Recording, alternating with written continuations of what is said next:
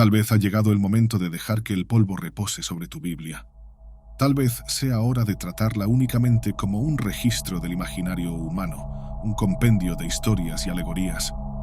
Sin embargo, si aún decides abrirla y explorarla, no hay nada de malo en ello.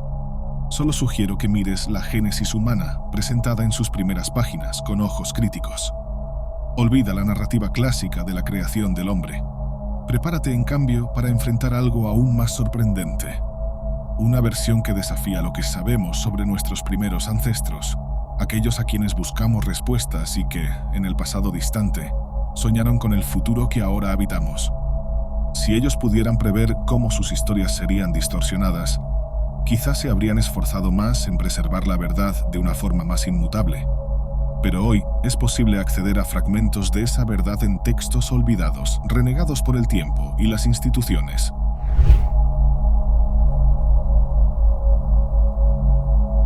Saludos a todos. Si estás interesado en religión, alquimia, cábala, filosofía o la historia del ocultismo, asegúrate de suscribirte aquí, en Camino Etéreo. Cada suscripción es un gran apoyo para los videos que hago en mi canal. Esto es lo que algunos libros nos revelan. Pido tu atención y, si es posible, que suspendas tu escepticismo por un momento. Los relatos que presentaré están basados en el Evangelio de Felipe, uno de los libros apócrifos encontrados en la biblioteca de Nag Hammadi. Se trata de un texto que desafía los cánones cristianos al proponer una visión alternativa sobre el origen del hombre. De acuerdo con estos escritos, los primeros seres humanos no estaban hechos de carne y hueso como nosotros.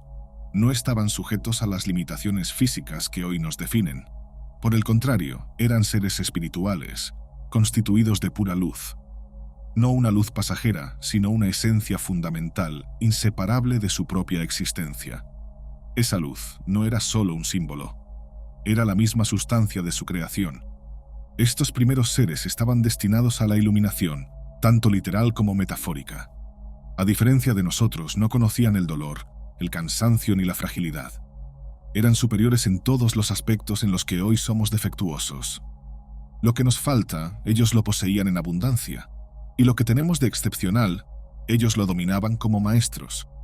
No había lugar para debilidades mundanas ni para el egoísmo que tan profundamente marca a la humanidad contemporánea. Estos primeros hombres eran perfectos porque emergían directamente de la perfección y a ella se alineaban. Sin materia que limitara sus expresiones, tampoco dependían de las palabras para comunicar sus deseos. Estaban dotados de sentidos espirituales que trascendían el materialismo, algo que solo se convirtió en parte de nuestra evolución mucho tiempo después. Este es el hombre anterior al hombre que conocemos, libre de los fallos morales que hoy cargamos y sin los deseos que nos esclavizan. Conectados directamente con lo divino, estos seres no eran puros por falta de tentación, sino porque era imposible para ellos absorber algo impuro. No necesitaban aprender porque el conocimiento ya les era innato. Para ellos, existir era la manifestación suprema de una creación perfecta. No había lagunas que llenar ni necesidad de mejoramiento. Eran el ápice, un proyecto finalizado, sin espacio para actualizaciones. Entonces surge la pregunta inevitable: ¿quién o qué permitió que esta creación perfecta fuera deshecha? ¿Qué sucedió para que el hombre abandonara su esencia espiritual y se entregara al materialismo egoísta que hoy nos define? Tal vez la primera gran cuestión radique en el hecho de que, en aquella época, la humanidad no necesitaba intermediarios para conectarse con lo divino. La comunión con Dios era directa e inmediata. No había oraciones ni peticiones porque la esencia humana estaba completamente alineada con el propósito divino. Para seres constituidos de pura sabiduría y luz, no tenía sentido cuestionar al Creador, pues las respuestas ya estaban inscritas en su propia existencia. Sin sacerdotes que actuaran como mediadores entre el cielo y la tierra, no era necesario aprender el lenguaje de los ángeles.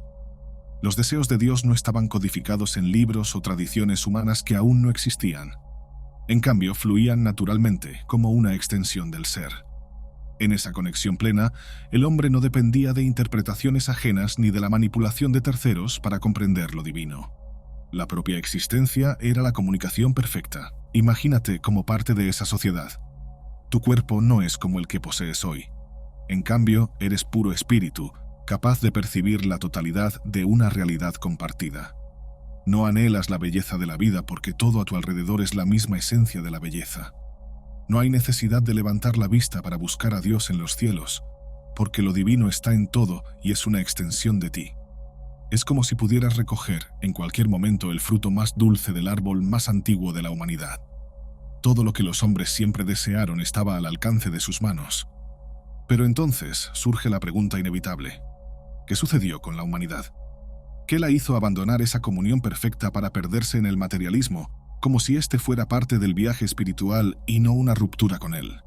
Si esto suena confuso, permíteme explicarlo mejor. Imagina que por razones que tal vez apenas comiences a descubrir, esta transición no fue una elección consciente. En aquel tiempo, además de lo divino, existían otras criaturas. Aunque el hombre siempre se ha considerado el centro del universo, eso nunca fue cierto. Éramos, sí, una manifestación fiel del sexto día de la creación, el reflejo de lo que Dios deseaba. Pero entre las criaturas que habitaban la tierra, había aquellas que no compartían esa armonía. Una de ellas, en particular, ideó una trampa para seducirnos.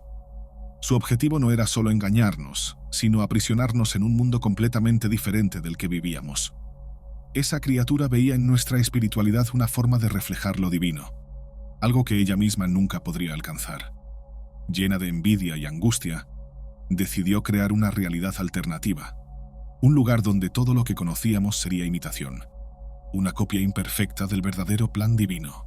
Fue a través de nuestros sentidos que nos manipuló.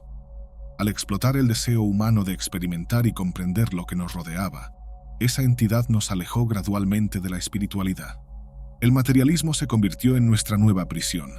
Los placeres y las bellezas de este mundo no eran más que sombras de lo que era real. Proyecciones que nunca podrían capturar la verdadera esencia de lo divino. Esta criatura, incapaz de alcanzar el pleroma, la plenitud divina, creó un simulacro, un mundo que aprisiona a la humanidad y nos aleja de lo que deberíamos ser. Y así, comenzamos a vivir una existencia desconectada, donde las cosas que parecen bellas nunca son completamente reales, y lo divino se convirtió en una reverberación distante. Aunque el plan de esta entidad comenzó hace milenios, no se concretó de inmediato. Fue un proceso largo, y los primeros humanos, llenos de convicción y certeza, creían que todo terminaría bien. Precisamente por eso, no temían lo que el futuro les deparaba. Esa confianza absoluta era casi inevitable. Al fin y al cabo, ¿cómo podrían sospechar de trampas o sentir aprensiones seres hechos de luz? Relatos sobre esa ingenuidad están presentes en varios manuscritos antiguos, especialmente los encontrados en Egipto. Estos textos hablan de una realidad espiritual que fue progresivamente abandonada a medida que la humanidad avanzaba en lo que llamamos progreso civilizatorio. Ese avance, sin embargo, puede entenderse como un esfuerzo deliberado, casi demoníaco, para restringir nuestra conciencia y aprisionarnos en una realidad mutable e inflexible. Una realidad que, en esencia, funciona como una prisión. Sí, escuchaste bien. El mundo en el que respiramos, el mundo que percibimos como nuestra realidad, no es exactamente lo que creemos que es.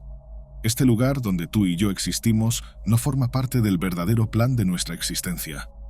No es una etapa final ni siquiera un camino legítimo. Por el contrario, este mundo es una fantasía cuidadosamente diseñada, colocada en nuestro camino para alejarnos de nuestros designios divinos. Esta visión está condensada en el cristianismo primitivo y especialmente en el gnosticismo. Estas enseñanzas sugieren que la vida terrenal es una especie de epopeya espiritual, un viaje que nos desafía a superar la separación de lo divino. Es por eso que, frente a los desafíos cotidianos, los dolores inevitables y los obstáculos intransitables, la idea de un plan espiritual perfecto resulta tan atractiva. Esa promesa nos da fuerza para resistir. No obstante, es importante reconocer que esa seducción, esa caída hacia el materialismo, no tiene por qué entenderse exclusivamente como una corrupción de la narrativa humana. Tal vez, por el contrario, sea parte de la historia que Dios desea contar. Sin esa separación de lo divino, el hombre jamás habría experimentado el anhelo de algo mayor. Nunca habría buscado, de manera incansable, una realidad perdida, una reconexión que su alma ahora clama encontrar. El sufrimiento que sentimos, el vacío que parece acompañarnos, no es solo psicológico. Es, en su esencia, la ausencia de Dios. Es un llamado profundo para que reencontremos la espiritualidad que abandonamos en el camino. El materialismo que hoy nos rodea es, en parte, el reflejo de esa separación. Fuimos seducidos por un mundo que nos ofreció ilusiones de belleza y placer, desviando nuestra atención de lo que realmente importa. Aún así, ese abandono no tiene que entenderse como un error. Tal vez sea un capítulo necesario en la historia de la humanidad. Nuestros avances, nuestras civilizaciones, solo fueron posibles porque, incluso en medio de la oscuridad, siempre mantuvimos la mirada puesta en lo divino. Por eso, los altares siempre han estado en el centro de las grandes ciudades y civilizaciones. Incluso cuando nos alejamos de la espiritualidad, nuestro deseo por ella nunca desapareció. Los textos gnósticos enseñan que esta separación entre el hombre y su alma, entre lo material y lo espiritual, no es absoluta. El hombre no puede existir sin anhelar su alma, así como el alma solo encuentra sentido al buscar el plano espiritual. Pero hay una paradoja. Así como el hombre desea lo espiritual también anhela experimentar lo material. Es una seducción doble, una danza eterna donde cada uno regresa a su origen pero siempre con la marca del otro. Al final, todo converge en la unidad divina. El hombre, como parte de un plan espiritual, siempre deseará tocar el mundo material, y lo espiritual, en su plenitud, siempre será atraído por lo que le falta. La experiencia sensorial, la imperfección de la vida, es esa tensión, esa búsqueda infinita, lo que nos coloca constantemente frente a Dios, un recordatorio de que, incluso en un mundo que parece aprisionarnos, el viaje está lejos de terminar. Creo que están listos para dar un paso adelante en esta reflexión. Hasta ahora hemos discutido cómo el mundo en el que vivimos es un espacio de seducción, donde nada es realmente lo que aparenta ser. Aquí, la belleza no es genuinamente bella. Es por eso que sentimos ese vacío persistente, esa sensación de que algo esencial nos falta. Y también es por eso que nuestros sueños, incluso cuando se cumplen, pierden rápidamente su brillo. No es el sueño en sí lo que importa, sino la idea de que, al alcanzarlo, estaríamos más cerca de lo divino. Es esa aspiración por lo trascendente la que alimenta todos nuestros anhelos. Ya he mencionado en otras ocasiones el concepto de felicidad, frecuentemente debatido por filósofos a lo largo de los siglos. Sin embargo, tal vez sea el gnosticismo, en su búsqueda del conocimiento, lo que mejor explica este fenómeno. Según esta perspectiva, la felicidad, a pesar de tener símbolos y significados variados, siempre converge en el mismo punto: la ausencia de Dios en nuestra experiencia cotidiana. Esto revela una necesidad intrínseca de alcanzar algo que no es tangible, algo que está más allá de lo que el mundo material puede ofrecer. El hombre vive como si su vida fuera una batalla eterna entre consecuencias y elecciones, una disputa constante entre ganancias y pérdidas. Esta percepción nace de una conciencia primordial, de una comprensión profunda, aunque muchas veces inconsciente, de que hemos perdido algo esencial. Hemos perdido el contacto con una espiritualidad que, en tiempos antiguos, era infinitamente superior a lo que conocemos hoy. Y es esa pérdida la que nos impulsa, la que nos hace buscar incesantemente una conexión que se rompió hace mucho tiempo. Pero aquí está el punto crucial. No fuimos forzados a este lugar. Llegamos por nuestra propia cuenta, con nuestros propios pasos, y permanecemos aquí porque, en algún momento, creímos que este mundo también podría ser nuestro. Esa creencia nos convirtió en cómplices de nuestra propia prisión. En el gnosticismo, la figura del demiurgo es central para esta narrativa. Muchos gnósticos identifican a esta entidad con el Dios del Antiguo Testamento, un ser que, según ellos, no crea el mundo con una intención divina, sino con el objetivo de aprisionarnos. El mundo que construyó es una distorsión de la realidad divina, un reflejo imperfecto y perverso que nos mantiene alejados del verdadero creador. ¿Alguna vez has sentido en algún momento esa sensación incómoda de que la humanidad carga con una sombra? De que, por más que las personas intenten ser amables y compasivas, hay algo oculto, una intención maliciosa que se esconde bajo la superficie. Esa percepción no es solo una desconfianza sobre la naturaleza humana, sino una evidencia del aprisionamiento en el que vivimos. Investigadores de la mente humana, a lo largo de los siglos, han explorado cómo nuestro comportamiento, nuestras emociones e incluso nuestros traumas están influenciados por este estado de confinamiento. Muchos de nuestros problemas psicológicos, nuestras ansiedades y angustias, pueden entenderse como subproductos de esta separación espiritual. Aprendimos a lidiar con el mundo de manera pesimista, porque el propio mundo fue moldeado para alejarnos de la luz. El demiurgo no solo creó un universo físico que nos limita, sino que también secuestró nuestra espiritualidad, filtró lo que debería ser puro, transformándolo en algo que nos confunde y nos desvía del verdadero propósito. Así, incluso nuestras prácticas espirituales, muchas veces, están comprometidas, cargando los rastros de un sistema que trabaja para mantenernos prisioneros. Pero, obviamente, esta narrativa no estaría completa si no existiera la posibilidad de superar esta realidad. Tal vez, al escuchar esto, imagines que esa superación solo se alcanza con el fin de la vida, en el acto final de la muerte. Sin embargo, el gnosticismo, especialmente en los textos descubiertos en Nag Hammadi, nos revela algo diferente. La superación no es un evento distante, reservado para otro plano de existencia. Puede ocurrir ahora, en este preciso momento, mientras miras este video. Y el secreto para ello es el conocimiento. Sí, el conocimiento es la égida, la base de todo y al mismo tiempo la esencia de nada. No puede ser completamente aprehendido por la conciencia humana ni reducido a un único concepto. El conocimiento no es un objeto, sino una fuerza fluida que lo impregna todo y está en todas partes. No puede ser capitalizado por el materialismo ni contenido en un solo libro, conferencia o clase universitaria. Cuando miras un libro antiguo, puedes pensar que tienes frente a ti una verdad absoluta, pero lo que ese libro contiene es solo un fragmento, una ventana hacia algo más grande. El verdadero conocimiento es la resonancia entre informaciones, el alineamiento entre lo material y lo espiritual que nos reconecta con lo esencial. En el gnosticismo, esta búsqueda del conocimiento no es solo un esfuerzo intelectual. Tiene un nombre, un peso y una importancia que trascienden la comprensión común. Gnosis. La gnosis es el pilar que sostiene a la humanidad, la llave de los portones del reino de los cielos.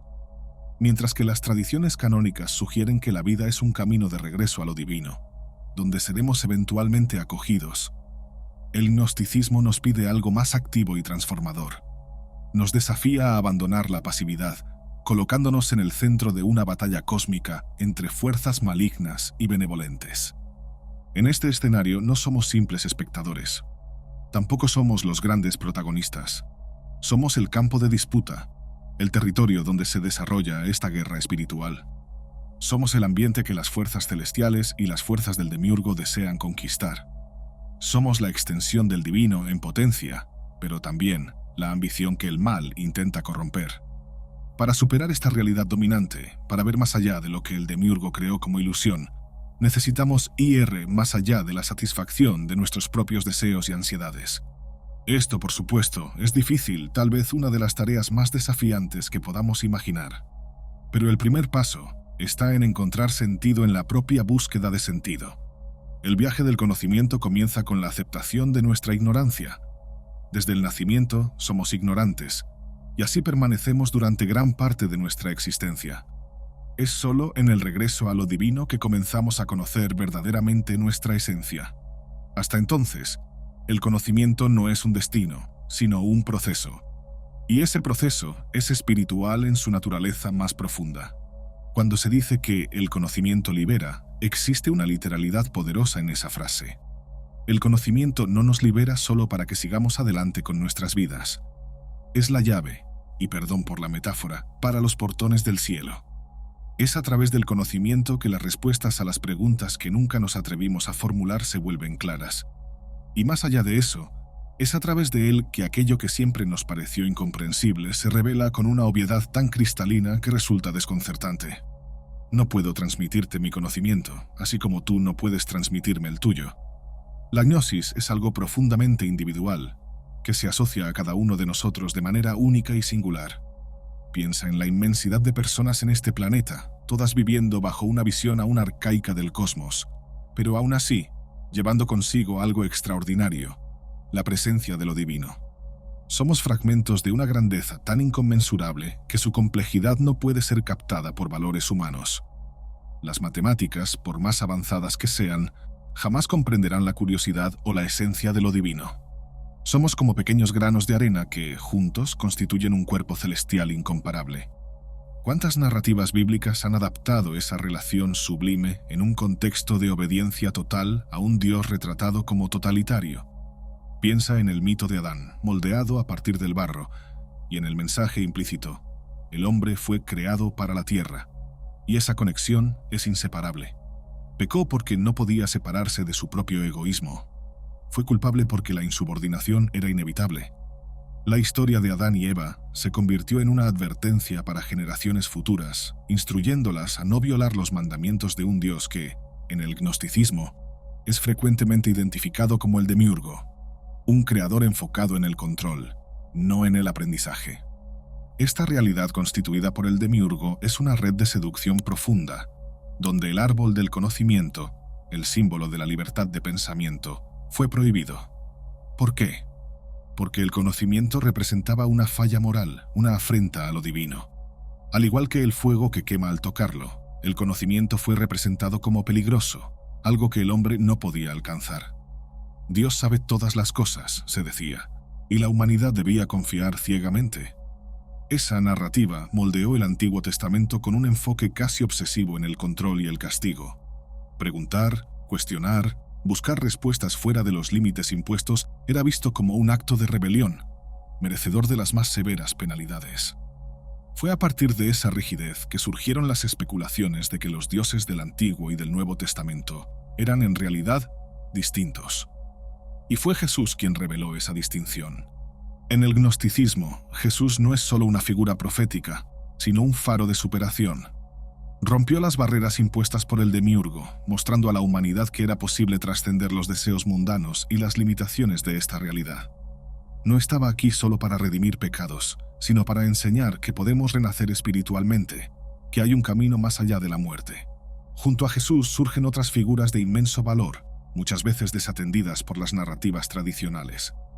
María Magdalena, por ejemplo, no era solo una seguidora, sino una pieza central en el discipulado de Jesús, perpetuando su evangelio y curando pensamientos mesiánicos tergiversados. Los textos apócrifos revelan que fue una consejera espiritual de los apóstoles y una guardiana de sabiduría que trascendió su época. María, la madre de Jesús, también es presentada bajo una luz más profunda en los textos apócrifos. Estos relatan cómo su vida fue destinada desde el principio para cumplir un propósito divino, elegida desde su primer aliento para dar a luz a aquel que cambiaría el destino de la humanidad. Mientras que la Biblia tradicional simplifica las historias para ajustarlas a intereses dogmáticos y cronológicos, los textos apócrifos ofrecen una riqueza de detalles. Cada página rechazada por la Iglesia fue, muchas veces, una oportunidad para que el gnosticismo expandiera sus narrativas, trayendo reflexiones sobre lo divino y sobre la humanidad que han sido olvidadas o deliberadamente ignoradas. Entonces les pregunto, ¿quieren saber más sobre el papel de María Magdalena en el discipulado de Jesús? ¿Quieren descubrir cómo influyó en los apóstoles y perpetuó una visión más profunda del Evangelio? ¿Quieren entender cómo María, la madre de Jesús, fue elegida para su papel desde el inicio de su existencia? Los textos apócrifos ofrecen estas respuestas y muchas más.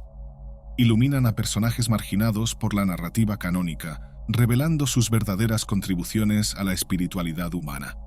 Nos muestran que el conocimiento, la gnosis, no es solo una herramienta de aprendizaje, sino la llave para comprender la esencia divina y reencontrar nuestra conexión con el Uno. Es importante entender que, a medida que se consolidaba la seducción de un Dios corrupto, la humanidad comenzó a crear sus propios conocimientos, reinterpretando la realidad no solo con base en el presente, sino también en consonancia con el pasado. Algunos estudiosos notaron que el Dios presentado al pueblo de Israel, tal como se describe en el Antiguo Testamento, guardaba similitudes inquietantes con otras figuras divinas de distintas culturas y épocas. Estos paralelismos formaban un mosaico, como un rompecabezas de entidades distintas que, al unirse, daban origen a un Dios que impactaba profundamente a su pueblo y moldeaba la identidad espiritual de la humanidad. Parecía entonces que la seducción del demiurgo se había concretado. El hombre pasaría su existencia buscando una certeza que siempre le escapaba, mientras las evidencias y los registros apuntaban hacia una realidad mucho más compleja. Aquellos que se atrevieron a cuestionar el orden establecido y buscar el conocimiento que les era negado fueron tratados como herejes. Relegados al misticismo, muchos sucumbieron ante el creciente poder de las instituciones religiosas. Estas estructuras comenzaron a definir lo que era canónico, divino y sagrado, consolidando un control que trascendió fronteras geográficas y culturales. Con el tiempo, la religión dejó de ser solo una práctica espiritual para convertirse en una herramienta de intercambio y dominación. El hombre, al subir a los altares, ya no se encontraba frente a Dios, sino ante autoridades religiosas que monopolizaban el contacto con lo divino. Estos líderes reclamaban para sí todo el conocimiento necesario para esa conexión, mientras que a la humanidad solo le quedaba obedecer. Ese control pudo haber sido el último de muchos pasos que llevaron a la consagración del demiurgo y a la consolidación de una realidad que nos alejó irremediablemente del mundo espiritual y de los seres de luz que alguna vez fuimos. Sin embargo, la figura de Jesús emerge como un punto de luz en este escenario.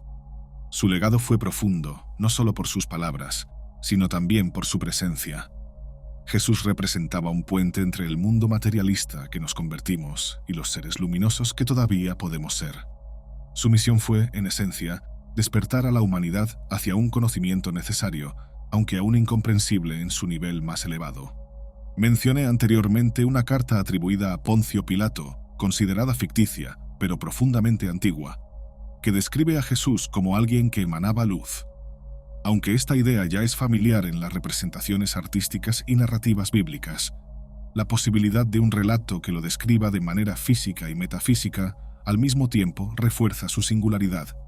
Jesús era de carne y hueso, pero hecho de luz, una manifestación que unía los dos aspectos de lo que somos: los seres espirituales que fuimos y los materialistas que nos convertimos. Su misión, a pesar de las controversias sobre su alcance, fue clara. Jesús plantó las semillas del despertar, y es por eso que hoy podemos hablar sobre el conocimiento, un conocimiento que no comprendemos plenamente, pero que reconocemos como esencial para nuestro viaje de retorno a lo divino. Aquí es donde la batalla entre narrativas se vuelve aún más confusa y compleja.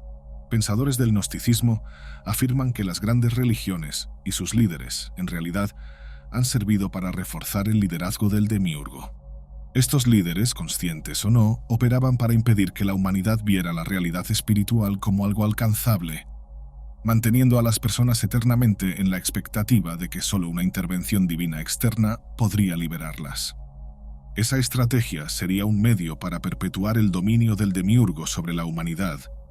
Al restringir el alcance del conocimiento espiritual y enfocarse en dogmas y rituales, el hombre fue alejado de su esencia divina, transformándose en algo distante de lo que alguna vez fue. Esta transición creó una dualidad inquietante. Con cada avance material de la sociedad parecía haber también un retroceso espiritual, como si estuviéramos continuamente equilibrando progreso y pérdida. Hasta este punto tenemos tres figuras principales en la narrativa. 1. El hombre hecho de luz, constituido por la esencia divina. 2. El hombre hecho de carne y hueso, moldeado por la ausencia de espiritualidad. 3. El hombre reflejado en la figura de Adán y Eva, que heredó rasgos de los primeros seres, pero no fue hecho con la misma pureza ni materia. Adán, por su parte, fue una creación singular. Era perfecto, exuberante, y poseía un conocimiento que trascendía las limitaciones humanas. Se dice que incluso tenía vislumbres del futuro, un don raramente asociado a cualquier ser humano además de los profetas. Sin embargo, su perfección no lo protegió de las consecuencias de su transgresión, y el legado de Adán es tanto un ejemplo de potencial como de falibilidad. La narrativa del Edén no trata solo de un lugar físico, sino de un estado de pureza y ausencia de sufrimiento. El Edén representa lo que hemos perdido, un espacio donde no había dolor, pecado ni división. No es meramente un regreso a lo divino, sino un viaje de reconciliación con lo que originalmente fuimos. Esta historia, sin embargo, no es uniforme. Dentro de los textos apócrifos encontramos otras versiones del hombre. El hombre hecho de luz aparece como una creación espiritual, en contraste con el hombre moldeado por la materia. El hombre constituido por el demiurgo es presentado como una creación astuta, una violación de las leyes naturales de Dios. Es materialista, egoísta, y aunque posee libre albedrío, lo utiliza de forma caótica, distorsionando los propósitos originales de la creación divina. Adán, en el contexto del Antiguo Testamento, fue idealizado como un prototipo de lo que la humanidad debería ser. Su misión era enseñar, mediante el ejemplo, el camino correcto a seguir. No obstante, su falla también dejó un legado. La humanidad aprendió, a través de él, lo que debía evitar. Aún más intrigante es la figura de un hombre mencionado en los libros apócrifos de Persia, descrito como constituido de fuego. Este ser comparte similitudes con los hombres de luz, pero representa una dualidad incómoda respecto a lo divino. Es como si la pureza de la luz hubiera sido distorsionada, creando una figura que, aunque iluminada, utilizaba su conocimiento y poder para satisfacer intenciones egoístas. Estos seres eran espirituales, pero profundamente ligados al caos, usando el libre albedrío como un arma, no como una herramienta de armonía. Estas versiones reflejan la complejidad de las narrativas gnósticas. No solo desafían la visión canónica de las escrituras, sino que también presentan un panorama rico e intrincado sobre las diversas formas de existencia y la eterna lucha entre luz y oscuridad, orden y caos, divino y material. Probablemente notarán paralelismos entre estos hombres del caos y elementos de nuestra sociedad contemporánea. Son aquellos que se rebelan, que se postran ante lo desconocido y desafían las estructuras. Están más allá del bien y del mal, haciendo casi imposible discernir si sus intenciones son altruistas o egoístas. Han superado esas distinciones hace mucho tiempo, y sus deseos se han convertido en la única fuerza motriz de sus acciones. Estos deseos, aunque puedan ser positivos, frecuentemente son caóticos debido a su naturaleza espiritual. Esto hace que los métodos para alcanzar sus objetivos sean, a menudo, reprochables. Muchos sugieren que estos hombres son remanentes de antiguos dioses, especialmente aquellos asociados al fuego. Otros creen que son seres iluminados que se rebelaron contra la corrupción moral de la humanidad, a medida que ésta se volvía más materialista. Al rechazar la seducción del demiurgo, estos hombres se encontraron aislados tanto de lo divino como del mundo material. La puerta espiritual que podría conectarlos con lo divino fue cerrada, dejándolos constituidos por el caos. Y en la vida humana, todo lo que está alejado de Dios es esencialmente caos. Con el paso del tiempo, esta figura caótica se diseminó en las sociedades, convirtiéndose más en una conciencia colectiva que en una presencia tangible. Sus ideas se infiltraron en las tradiciones, los valores y los conocimientos, siendo a menudo distorsionadas a lo largo de los siglos. Hoy, en una sociedad aún más prisionera de sistemas de control, estos hombres se manifiestan como individuos que secretamente buscan el conocimiento negado. En el pasado, formaron parte de sociedades ocultas, no siempre asociadas a las élites, pero frecuentemente poseedoras de un conocimiento que pocos tenían. Produjeron una vastedad de textos e ideas que hoy llamamos apócrifos. Obras que desafiaron las estructuras establecidas y buscaron iluminar lo que estaba oculto. Aunque sería injusto desestimar completamente los textos apócrifos, es necesario reconocer que muchos de ellos no tienen la autoría que afirman. Por ejemplo, el Evangelio de Felipe, cuya autenticidad es cuestionada, probablemente no fue escrito por el apóstol Felipe. Aún así, contiene una sabiduría que desafía las interpretaciones mesiánicas tradicionales. Esto demuestra que el pasado, incluso permeado por medias verdades y controversias, todavía tiene mucho que enseñarnos. Al mismo tiempo, es peligroso pensar que todo lo que creemos como verdad es absoluto. Esta visión puede llevar a la desconfianza en la ciencia, lo cual sería desastroso, dado que la ciencia es uno de los pilares del avance humano. La ciencia no solo proporciona respuestas, sino que también genera nuevas preguntas, creando un ciclo infinito de cuestionamiento que nos impulsa hacia adelante. Sin embargo, la historia que contamos hoy ha cambiado drásticamente en comparación con la de hace 50 años. Nuevos hechos continúan emergiendo, obligándonos a revisar nuestras creencias. Esto no ocurre por casualidad.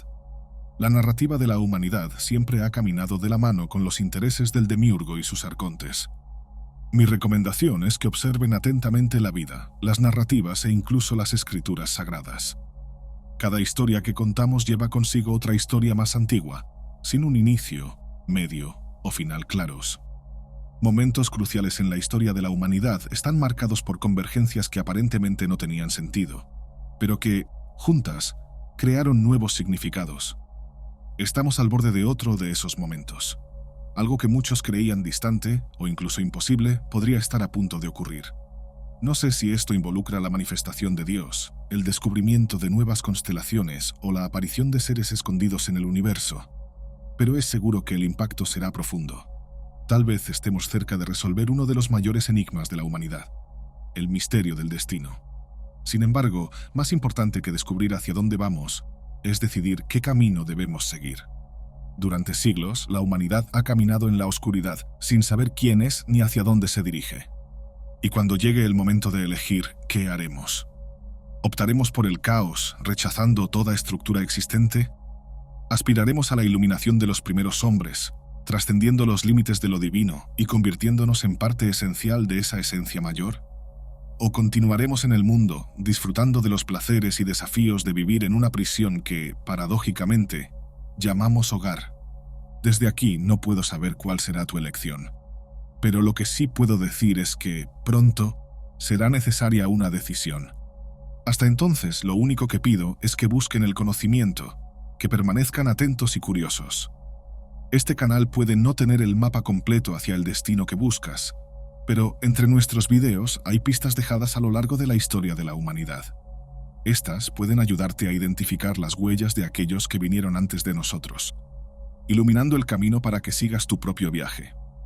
Quizás ha llegado el momento no solo de dejar que el polvo repose sobre tu Biblia, sino de verla como parte de una historia mucho más grande, donde diversas culturas, creencias e interpretaciones tejen un panorama más amplio de la existencia humana.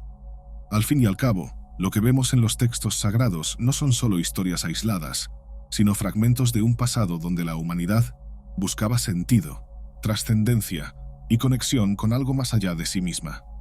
Por eso, al leer textos renegados, como los evangelios apócrifos o los manuscritos encontrados en Nag Hammadi, percibimos cómo las narrativas que han moldeado nuestras percepciones sobre la creación y la espiritualidad son más complejas de lo que imaginamos. Estos relatos ofrecen perspectivas intrigantes sobre la génesis humana y desafían conceptos que hemos dado por ciertos durante siglos. Según los textos que describen a los primeros seres humanos como entidades espirituales de pura luz, también hay paralelismos claros con antiguas tradiciones de otras culturas. En el antiguo Egipto, por ejemplo, los dioses eran constantemente representados como figuras luminosas que trascienden la mortalidad. La misma palabra Ra, el dios solar, simboliza la luz y la fuente primordial de la creación. Esta asociación entre la luz y la divinidad no fue suprimida, sino ampliada en las tradiciones gnósticas, donde el hombre original ya no era una criatura caída, sino un reflejo directo de la perfección divina. Entre los zoroastristas de la antigua Persia encontramos el concepto de Ahura Mazda, el dios supremo que creó a los Amesha Spentas, seres espirituales cuya función era mantener el orden cósmico. Estos espíritus santos poseían una esencia de luz y pureza que los acercaba a las descripciones gnósticas de los primeros humanos. Al igual que los seres de luz del Evangelio de Felipe, eran perfectos en su esencia, incapaces de absorber impurezas, y su existencia estaba en armonía con el plan divino. Sin embargo, algo que muchas narrativas antiguas comparten es la idea de que estos seres superiores enfrentaron desafíos que comprometieron su esencia. Tanto en el gnosticismo como en el zoroastrismo, el surgimiento de fuerzas del caos o del mal, simbolizadas por el demiurgo o por Angra Mainyu, el espíritu destructor, fue el punto de ruptura. El Evangelio de Felipe presenta la idea de que el hombre fue aprisionado en un mundo material ilusorio, una creación del demiurgo. Esta idea está profundamente conectada y posiblemente influida por el mito de Platón sobre la caverna, donde los seres humanos viven encadenados, viendo solo sombras proyectadas en la pared, incapaces de percibir la verdadera luz del mundo exterior. La caverna, como el mundo material del demiurgo, es una prisión que mantiene a los hombres alejados de la verdad y el conocimiento. Esta narrativa también encuentra eco en las mitologías orientales. En el budismo, el concepto de samsara, el ciclo de nacimiento, muerte y renacimiento, es visto como una trampa del deseo y la ilusión que mantiene a los seres vivos atrapados en la existencia material. Escapar del samsara y alcanzar el nirvana, el estado de iluminación, es un paralelo directo con la búsqueda gnóstica de la gnosis, es decir, el conocimiento que libera el alma de las ataduras de este mundo. Una característica notable de los primeros seres humanos, según el Evangelio de Felipe, era su conexión directa con lo divino. No necesitaban intermediarios, pues su comunión con Dios era inmediata e inquebrantable. Esto contrasta con la realidad religiosa de muchas sociedades humanas, donde sacerdotes, chamanes y otras figuras espirituales mediaban el contacto entre los mortales y los dioses. En el antiguo Egipto, los faraones eran considerados intermediarios entre los dioses y los hombres, desempeñando rituales para mantener el orden cósmico, Ma'at. Sin embargo, incluso en culturas donde los líderes religiosos tenían poder, hay indicios de que existían enseñanzas reservadas para iniciados, aquellos que podían acceder directamente a lo divino sin necesidad de intermediarios. Esta idea es central para el gnosticismo, que rechaza la dependencia de estructuras jerárquicas o dogmáticas. Al proponer que el hombre puede acceder a lo divino mediante el conocimiento y la introspección, los gnósticos desafiaron las instituciones religiosas de su época, que dependían de rituales y sacerdocios para mantener su poder. Si los primeros humanos eran seres espirituales, como explica el Evangelio de Felipe, ¿qué llevó a la creación del hombre material? Según los textos gnósticos, la caída ocurrió cuando los humanos fueron seducidos por el mundo físico, atraídos por la ilusión de los sentidos. Sin embargo, para otros intérpretes, esta transición no fue solo un fallo, sino parte de un plan mayor. En las tradiciones mesopotámicas, por ejemplo, el épico de Enuma Elish describe cómo Marduk creó a la humanidad a partir de la sangre de un dios derrotado. Esta narrativa sugiere que los humanos fueron creados para servir a los dioses, una idea que se alinea con la visión gnóstica de que la humanidad fue aprisionada para servir a los intereses del demiurgo. Sin embargo, mientras los textos mesopotámicos aceptan este papel como algo inevitable, los gnósticos lo ven como una condición que debe superarse. Jesús, en la tradición gnóstica, no es solo un redentor, sino un portador de la luz divina que vino a despertar a la humanidad de su letargo espiritual. Frecuentemente se le describe como un emisario del pleroma, el reino de la plenitud divina. Su misión, según el Evangelio de Felipe y otros textos apócrifos, no era solo salvar, sino enseñar. Reveló que el conocimiento, y no la obediencia ciega, es el camino hacia la verdadera libertad. Curiosamente, esta idea de Jesús como un maestro espiritual encuentra paralelismos con otras figuras históricas y mitológicas. El dios griego Prometeo, por ejemplo, trajo el fuego, símbolo del conocimiento, a la humanidad, desafiando a los dioses y sufriendo por ello. De manera similar, Jesús desafía a las autoridades religiosas y al demiurgo, ofreciendo a la humanidad una oportunidad de iluminación. Pero, ¿por qué entonces la humanidad permanece atrapada? El Evangelio de Felipe sugiere que somos seducidos por la materialidad. Esta seducción no es solo externa, sino interna. Nuestros deseos, miedos y apegos nos vinculan al mundo físico. Sin embargo, esa conexión también refleja nuestra libertad de elección. El filósofo danés Søren Kierkegaard describió el concepto de angustia como el sentimiento que acompaña a la libertad. Para él, la angustia no es algo que deba evitarse, sino una señal de que somos libres para decidir nuestro destino. De manera similar, el gnosticismo nos invita a abrazar esta angustia como un catalizador en la búsqueda del conocimiento. Los textos apócrifos no son solo complementos a las escrituras canónicas, sino una oportunidad para debates teológicos que moldearon los primeros siglos del cristianismo. Cuestionan el papel de lo divino, la naturaleza del hombre y la estructura del universo. Sin embargo, también plantean interrogantes sobre el poder y la autoridad. ¿Por qué se excluyeron estos textos? Una posible respuesta es que desafiaban la centralización del poder religioso. Si todos tienen acceso directo a lo divino, ¿cuál es el papel de la Iglesia? Si el conocimiento es el camino hacia la salvación, ¿de qué sirven los rituales y las jerarquías? Estas preguntas hicieron que los textos apócrifos fueran peligrosos para las instituciones religiosas, llevándolos a su marginación. Cabe notar que ya no estamos lidiando con la mera especulación de una asociación entre el demiurgo y los grandes liderazgos religiosos. Sin embargo, si la historia puede ser recontada, reformulada y alterada drásticamente, esto pierde relevancia cuando los resultados son los mismos. Estas instituciones terminaron dejando una marca perversa en las tradiciones que se opusieron a su dominio. A medida que avanzamos en el tiempo, las cuestiones planteadas por los textos gnósticos permanecen relevantes, a pesar de los intentos de borrarlos. La humanidad sigue luchando con la tensión entre lo material y lo espiritual, lo individual y lo colectivo, el conocimiento y la obediencia. En un mundo cada vez más dominado por la tecnología y el consumismo, el llamado gnóstico para buscar el conocimiento interior parece más urgente que nunca. Los desafíos del presente cambio climático, desigualdades sociales, crisis existenciales, pueden verse como reflejos de esta lucha espiritual. ¿Cómo reconciliar nuestra búsqueda de progreso material con nuestro anhelo de trascendencia? Esta es la pregunta que los textos gnósticos nos dejan sin ofrecer respuestas fáciles, pero con la certeza de que el conocimiento es la clave.